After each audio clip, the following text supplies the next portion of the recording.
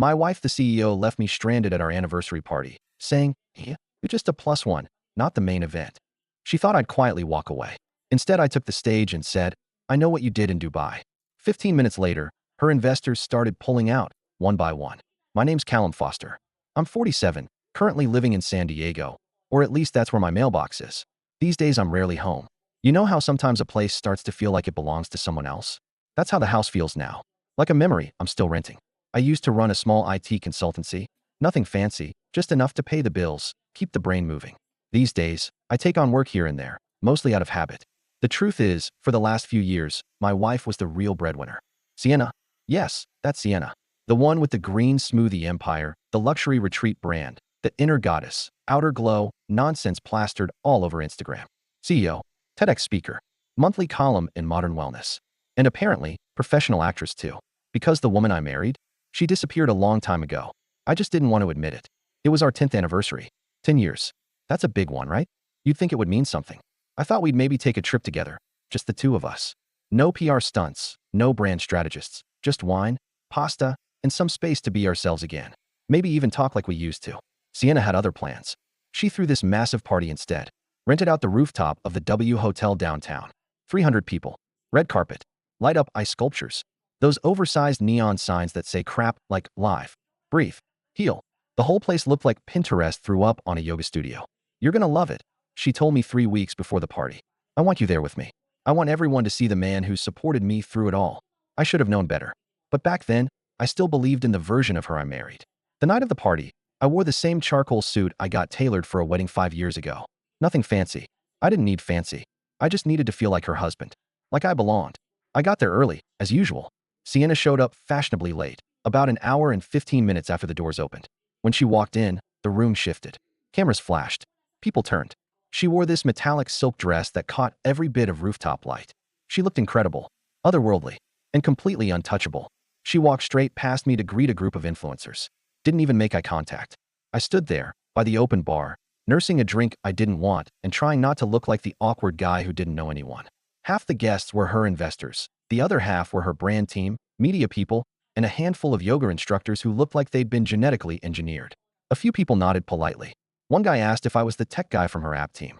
I said I was her husband. He blinked and went, "Oh, right. Cool." Around 9:30, she finally made her way over. She smiled, fake and quick, like the kind you give a neighbor when you're trying to avoid small talk. "Hey," I said, stepping closer. "You look amazing. Happy anniversary." She air-kissed me on the cheek. "Yeah, you too. Listen, can you kind of hang back tonight? I need press photos without distractions." I froze. Distractions? You know what I mean. She lowered her voice. "You're just the plus one tonight, Callum. Not the main event." I stared at her, waiting for the punchline. But there wasn't one. She smiled again, this time wider, and drifted back into the crowd like nothing happened. That was the moment something broke. I felt the heat rush up my neck. My jaw tightened. I wasn't even angry. At first, it was just disbelief. I kept turning the words over in my head. Just the plus one. Was that who I'd become to her? And then, like a car shifting into gear, the rest came flooding back. Dubai. 3 months earlier, she went on a strategic expansion trip for a global wellness summit in Dubai. 5 days. Spa hotel. VIP events. She was off the grid most of the time, said her phone didn't work right overseas. But the receipts told a different story. Spa packages for 2. Dinner for 2. A penthouse suite upgrade. I found them buried in a shared folder when I was doing taxes. When I asked her, she brushed it off, said it was all part of the business package. Thing is, I also found a draft MOU, Memorandum of Understanding, with a guy named Reza Khalid. A name I'd never heard before, but who popped up on her calendar 3 times that week. I let it go at the time. Told myself I was being paranoid. Standing on that rooftop, watching her pose with champagne in one hand and her phone in the other, I knew I hadn't been paranoid at all. I'd just been stupid. I didn't think. I just moved. The host had called her up to give a speech about the future of Synergy, her brand. She climbed the stage gracefully, like she'd done it 100 times. I waited until she finished her speech, some fluff about holistic expansion and being true to your journey. Then I stepped up, walked right onto the stage before they could hand the mic off to the band. The crowd quieted. Phones went up. Sienna's eyes widened. "Callum, what are you?" I took the mic. "Hi. I know I'm not on the schedule tonight, but since we're all here to celebrate Sienna and everything she's built, I thought I'd take a minute. After all, we're celebrating 10 years of marriage too." There were a few awkward chuckles. She's worked hard. No doubt about that. But I think there's something the investors in this room should probably know. She stepped toward me. "Callum, Stop. I turned to her. I know what you did in Dubai. Dead silence. I faced the crowd again. You all know Reza Khalid? Probably not. But he shared a penthouse suite with my wife during her business trip. He also owns equity in at least two of Synergy's direct competitors. I found their MOU. It's dated 3 days after she got back. And unless I'm mistaken, there's a non-disclosure clause in there that would directly violate her obligations to this company's board. Phone started going up. A few people walked out, whispering. Sienna's face was stone. She lunged toward the mic. He's lying. This is personal and completely inappropriate. I'm just a +1, I said, handing the mic back. The damage was done. Within minutes, people were making calls. I saw one of her senior investors pull aside the CFO and whisper something. The band started playing again to cover the tension, but nobody was listening anymore. I walked out before it got worse. Took the elevator down in silence. Outside, I called a cab, sat on the curb, and stared out over the city. My hands were still shaking. That night, I packed a bag and drove north. I didn't sleep that night. Drove for hours with no real direction, just this burning in my chest and that awful ringing in my ears that doesn't go away after something breaks. I ended up at a cheap motel in Santa Barbara. Not the kind you book ahead, the kind you pull into when you've got nowhere else to go. Peeling stucco walls, flickering hallway lights, a vending machine that only took quarters. The woman at the front desk didn't even ask for a reason. She just handed me a key and said, "Ice machine's busted." It felt right. I sat on the edge of that springy mattress until the sun started coming through the blinds. The images from the rooftop replayed in my head like a looping nightmare. Her face when I took the mic, the stiff way she clutched her champagne glass when I said his name. Reza Khalid. That name was burning a hole in my brain. By morning, I was back on my laptop. Not for work. Not even for revenge. Just clarity. I dug deeper into Reza. He wasn't some random fling. The guy had been involved in multiple silent acquisitions, companies that tanked within a year, while his holding firm walked away with all the IP. And there he was, smiling next to Sienna in a tagged photo at a beach bar in Dubai. Someone had posted it a month ago and forgot to untag her. She'd told me she'd been sick that night. Food poisoning, she said, from some suspicious hummus. But there she was, barefoot, grinning, his arm around her waist like it belonged there. I kept scrolling until I found the investor list for her upcoming Bali retreat series. Half of them were directly linked to Khalid's fund.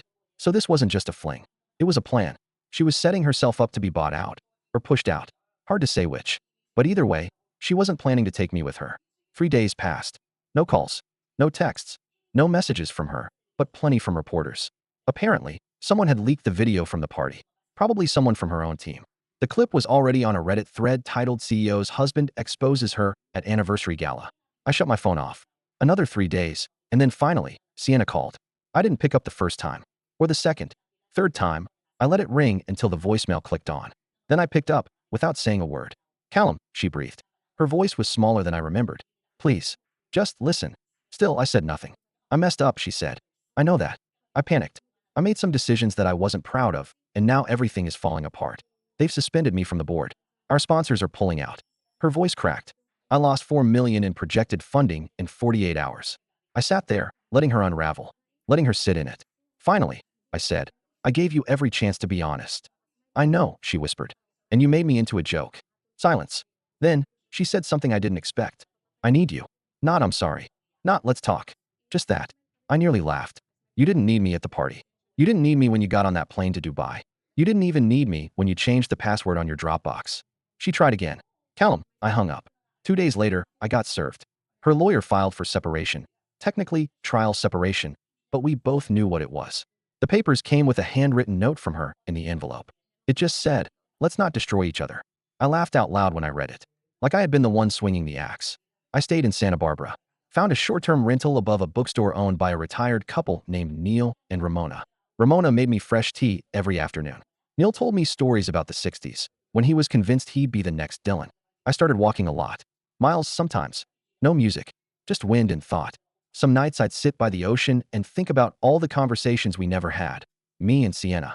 How we used to talk about buying a house in Oregon. How she used to touch my arm when she laughed. How she told me she wanted kids someday, then put it off, then froze her eggs without ever mentioning it until after the fact. It wasn't just the betrayal. It was the erosion. Little things, over time, eaten away until there was nothing left. One afternoon, I got a call from an old client, Brenda, a CFO for a clean energy startup I'd helped years ago. She said, "I saw the clip." I braced myself. "You still write code?" "Yeah," I said. "When it matters." She laughed. "Good. I need someone who gives a damn." We're building a product that might actually do something real for a change. I took the job, not because I needed the money, but because I needed something that wasn't broken. One night, maybe 3 weeks into my new life, I ran into someone at a coffee shop. Her name was Elise, school counselor, divorced 3 years ago. She asked me if I wanted to join her for a walk on the pier. I said yes, and we didn't talk about our exes. We talked about dogs we'd owned and books we hadn't finished, and how much coffee is too much. I didn't tell her about Sienna. Not yet. Maybe not for a while. Back in San Diego, the vultures were circling. I heard through a mutual friend that Sienna's company had been forced to restructure. Her name was still on the product labels, but she'd lost voting rights on the board. Investors demanded a full audit. Khaled had distanced himself completely. Someone leaked their contract to the media. Apparently, the confidentiality clause violated multiple SEC regulations. She was under investigation now. And just like that, the woman who used to float 6 inches above the ground was suddenly drowning in real-life consequences. But this story isn't finished. Not yet. Because no matter how far I drove, no matter how many new walks or teacups or code bases I surrounded myself with, there was still a part of me holding on to one last thread. Not revenge. Not love. Just a question. One that would eventually pull me back to San Diego. Back to the house. Back to her. It was almost 2 months after the party when I got the letter. Handwritten. No envelope. Slid under the door of my apartment above the bookstore like something out of a movie. Just my name on the front in that looping, overly controlled script I used to tease her about. Your handwriting looks like it's afraid to say something wrong, I told her once. She said that's how she survived high school. Inside, it said, Callum, you don't owe me anything, but I need to talk to you. 1 hour. That's all I'm asking. I'll be at the house Friday at 4. If you come, I'll tell you everything. I stared at it for a long time. I don't know what I was expecting. Maybe something cold, maybe nothing at all. But this? A letter that sounded almost like the version of her I knew before the investors, before the brand deals, before Dubai. I folded it up and tucked it in my jacket. I didn't decide right then. Friday came anyway. And with it came the question I'd been dodging since the night I left. Did I want closure? Or did I want to see if there was still anything left to save? I drove back to San Diego in silence. No music.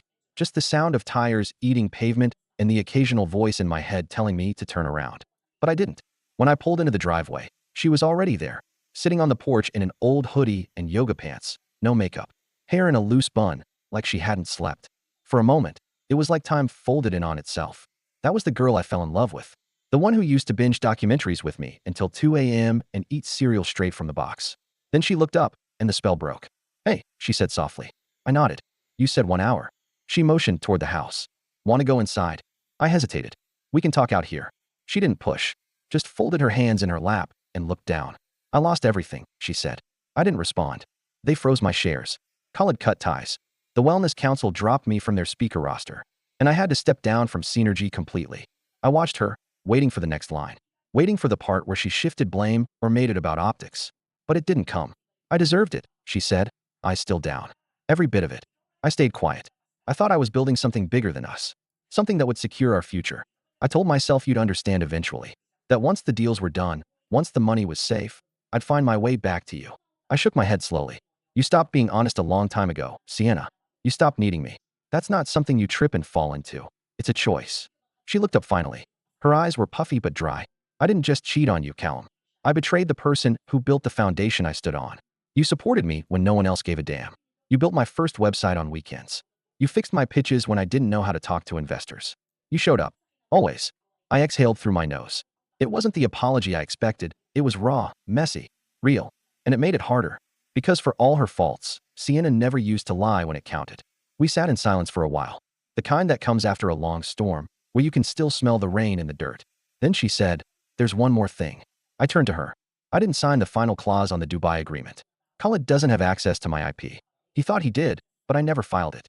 It's still in the company vault, locked up. I blinked. Why? She smiled sadly. Because somewhere in the back of my mind, I hoped you'd pull me back from it. I hoped you'd show up and make me remember who I was before this all got out of hand. That's not love, I said. That's manipulation. She nodded. I know, but I wanted to believe it wasn't. That maybe you'd fight for me. I leaned forward, elbows on my knees. I did fight for you. For years. While you climbed ladders I couldn't see. While you forgot how to be kind to me in rooms full of people. While you turned me into a prop so you wouldn't look alone. Her mouth opened slightly, but no words came. I didn't want to blow up your life, Sienna. I wanted to matter to you again. And there it was. The truth, out loud, hanging between us. She didn't cry. She didn't beg. She just nodded, like she finally understood. The clock on my phone read 4:58. I stood up. You said an hour, I said. Yeah. She stood too, arms crossed over herself. I meant it. I turned toward my car, but paused.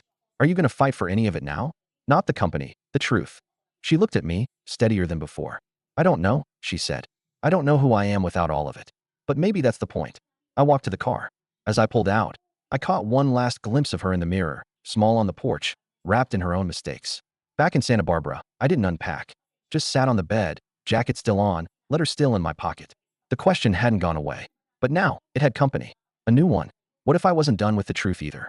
The next few weeks passed in a weird, muted kind of way.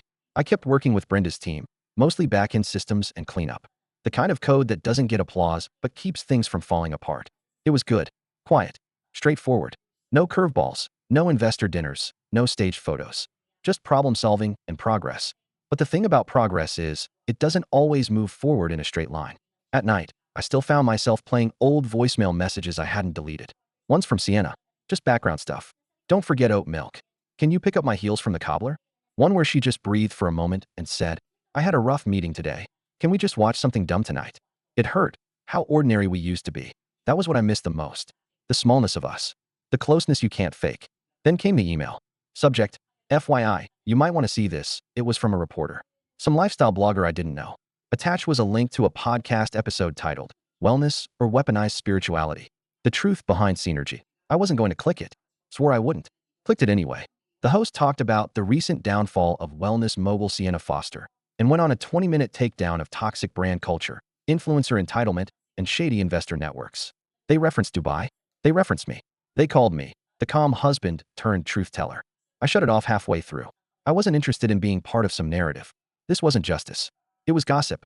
And I knew Sienna well enough to know how something like that would hit her. Harder than lawsuits, harder than audits. A week later, I got a call from Ramona downstairs. There's someone here for you, she said, her voice careful. I'm not expecting anyone. She says she's your sister. I sighed. Yeah, okay. Send her up. Eliza hadn't seen me in person since the party. My big sister. Lives up in Sacramento with her husband and twin boys. She'd called, sure. Texted. Tried to get me to open up. But I wasn't ready then. When I opened the door, she didn't say a word. Just hugged me. It almost broke me. Okay, she said, pulling back. You look like hell, by the way. Thanks, I said. Nice to see you too. She sat on the edge of the chair by the bookshelf, crossed her legs, and got right to it. Why haven't you filed yet? I blinked. What? The divorce, Cal. She filed for separation. That was 2 months ago. I scratched my jaw. It's not that simple. No. She leaned forward. Because it kinda sounds that simple. You were publicly humiliated. Lied to. Cheated on. Used. What part of that needs clarifying? She's not evil, I said quietly. Doesn't mean she didn't wreck your life. I didn't argue. Couldn't. Eliza softened a little. I just don't want you getting stuck. She made her choices. You made yours. Now finish the thing. I nodded. I'm getting there. She stood. Don't wait too long. Closure doesn't show up by invitation. You've got to drag it across the line yourself. That night, I sat at the little desk in my apartment and opened a blank document. Petition for divorce. Just writing the title made my chest go tight. I wasn't sad. I wasn't angry. I was just tired. Tired of being in limbo. Tired of pretending the past might somehow rewrite itself. Still, I didn't file it. Not yet. A few days later, Brenda asked if I'd come with her to a networking event in Santa Monica. Nothing big, she said, just a mixer. Tech people, startups, innovators, people who spoke my language. I almost said no. But something in me wanted to see what it felt like to be around people who didn't know my story, who didn't flinch at the name Foster. I went. It was held on the top floor of some converted warehouse, industrial chic with string lights and kombucha on tap. Everyone wore sneakers that cost more than my car. I talked to a woman named Darcy who built educational VR games for kids with dyslexia. Another guy, Mo, had just launched an AI model that could generate music from brainwaves. For the first time in a long time, I felt like myself again. Not Sienna's husband. Just Callum. But the past doesn't stay in the past, not really. Because as I was leaving, my phone buzzed. Unknown number. I let it go to voicemail. Back in the car, parked under a dim streetlight, I finally played it. It was Sienna's voice. Shaky. Callum, I'm in trouble. Not just with the company. It's deeper. I need to talk to you. Please. I don't know who else to call. And just like that, my hands started to shake again. Because no matter how much progress I'd made, no matter how far I'd driven or coded or rebuilt, there was still something tethering me to that woman. Not love. Not hope. Just a sense that the story wasn't finished yet. I didn't call her back right away. After the voicemail, I sat in my car for over an hour, listening to the soft tick of the cooling engine, thinking about how easy it would be to go right back to her orbit. Even in distress, she had a way of pulling people in. She was magnetic like that. But I wasn't the same man who built her first website anymore. And she wasn't the same woman who used to fall asleep with her head on my chest, murmuring startup dreams and weekend getaway plans. Still, something about her voice. It didn't sound calculated this time. It sounded real. Panicked. Against better judgment, or maybe because of it, I called her the next day. She picked up on the first ring. Callum, you said you were in trouble, I said. What kind of trouble? There was a pause. Can we meet? Not at the house. Somewhere neutral. We met at a public garden near Balboa Park. Middle of the day. Wide open. No drama. She was already there when I arrived, sitting on a bench by a koi pond. Her hair was tied back, her eyes hidden behind big sunglasses. No paparazzi, no PR manager. Just her, in a long cardigan and flats that didn't look like they cost more than rent. I didn't know who else to call, she said, standing. I'm not your fixer anymore, I replied. I know. We sat. She pulled off her sunglasses and looked at me directly. Her face was worn, less polished, more human. They're suing me, she said. The board. One of the investors. They say I knowingly withheld documents, misled stakeholders. I told them about the unsigned clause, but they're still pushing for charges. Why are you telling me? Because they also think you helped cover it up. I blinked. What? I mentioned you when they questioned me. I didn't say you did anything illegal. Just that you were the one who found the MOU. That you saw the receipts. You dragged me into this. I panicked. I thought if they knew we were separating, they'd believe I didn't tell you anything. I stood up, hands in my pockets, trying not to lose it. You weaponized my silence. She nodded, ashamed. I know, but I want to make it right. I turned to leave. Callum, wait, please. There's more. She followed me for a few steps before stopping again. Khaled's firm offered to buy me out privately. Silent settlement, no press. But I'd have to sign a 10-year non-compete and basically vanish. If I do it, everything I built gets absorbed. No legacy, no control. And you want what? I asked. My sympathy. I want your help. To protect what's left. To help me take back my name, even if I lose the company. I looked at her, quiet for a moment. And then I said the one thing I hadn't said out loud yet. I don't want to help you, Sienna. I want to win. I walked away from that garden with one thing, clarity. She wasn't trying to rebuild trust. She was trying to salvage her reputation. And she thought I was still the same man who would throw on a cape and save her from herself. But she forgot. I was the one who could code her kingdom into existence. Which meant I could also help dismantle it. Over the next week, I went to work. I reached out to one of her ex-employees, a former operations director named Nyla who Sienna had fired right before her Dubai trip. Rumor was, Nyla had been forced to sign an NDA and a non-disparagement clause after she found out about the early stages of the Khaled deal. Nyla met me for coffee. She was wary, guarded. She burned me, she said, sipping her Americano. I gave that company 4 years of my life, and she tossed me out like bad produce. What if I told you I could make that NDA unenforceable? She raised an eyebrow. You have her original equity transfer filings? I smiled. Even better. I wrote them. Nyla leaned back. I'm listening. Next, I met with one of the minor stakeholders who had quietly exited the company last year, a guy named Aiden, who'd lost faith in the vision after Dubai. I always thought something was off, he told me. You look like a hostage at that party. I laughed. I was. Together, we mapped out the financial handoff from Khaled's firm to Synergy's shell accounts. There were inconsistencies, digital trails, enough to suggest a deliberate attempt to obscure controlling interest.